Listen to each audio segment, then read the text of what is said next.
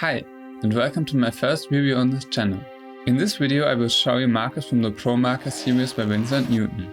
They were kind enough to send me this 24 color set, but I'm doing this review on my own account though, which means you will hear my honest opinion on these markers. This set comes with 24 colors, and my first impression is that I really like their overall look. But for the kind of motifs I usually draw, there were some crucial colors missing, like skin tones or hair tones. Browns, greys and light tones are also generally missing in this particular set I received, but those colors are all available, so I advise you to pick those that you need. Anyway, let's have a closer look at those markers. I used to have those 10 years ago. At the time they were made by Letraset, but apparently they were rebranded by Winsor & Newton. As far as I can tell, the product stayed the same. They still have a wide nib for coloring large areas and a smaller one for details. The smaller brush is hard, as opposed to the brush nibs of Copic chows I frequently use. Therefore it makes more sense to compare them to Copic Classic, but more on that later. Other than with Copics, the caps are differently shaped, so you always know where the wide and where the small nib are located. You can also tell the color by the stickers they put on the markers.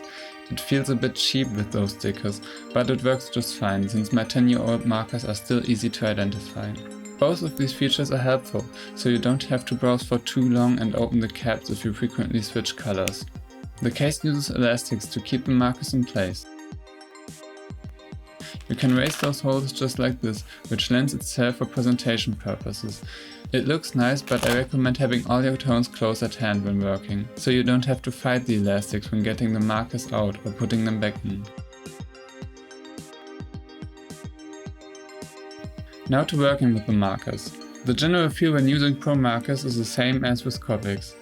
To create the sunset in this example, I mostly use the white nib, because I want to color a large area and I figured out that working with the white nib makes it a bit easier to create gradients.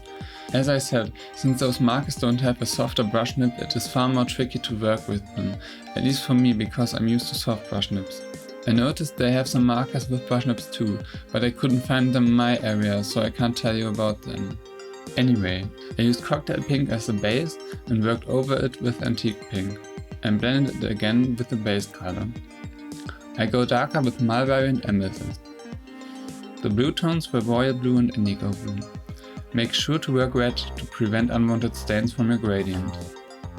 Overall, the use of those markers is pretty comparable to Copic Marker Classic. I didn't notice much difference regarding the flow of the ink or the vividness of the colors. If you are still unsure about your choice of brands when it comes to markers, I can tell you that mixing different brands seems to work just fine. To test this, I finished it and used a blender by Graphmaster and a light reddish yellow by Copic. I read an area with the blender and worked the yellow in.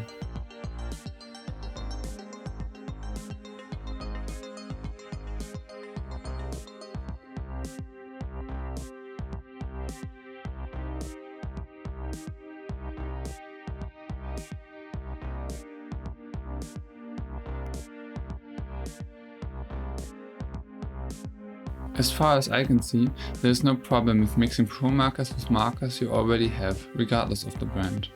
I also tried the drop effect on the night sky and sprinkled some Copic cleaner fluid over it.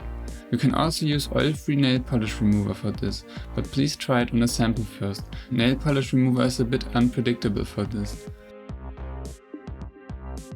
Anyway, this method also caused no problems, so I guess you really can say that there's no real difference in the inks regarding ProMarkers and Copics. To make it a bit more lively, I added stars with pen white by Dr. P.H. Martin and added some details with pencils.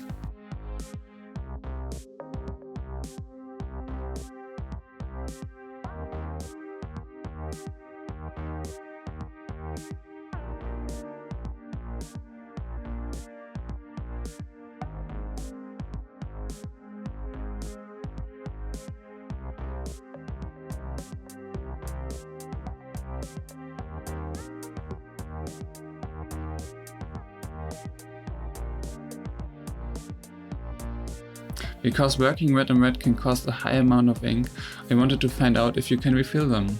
I haven't found any sort of tips regarding that on their homepage, but since I'm used to refill my Copics, I just handled them the same way and filled in some clear ink. Since the marker was still pretty full at this point, it had no impact on the toner itself, but as far as I can tell, refilling works just fine.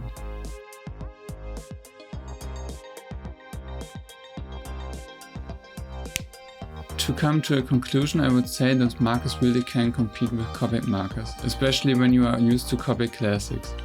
The nibs are very similar and the inks are comparable too.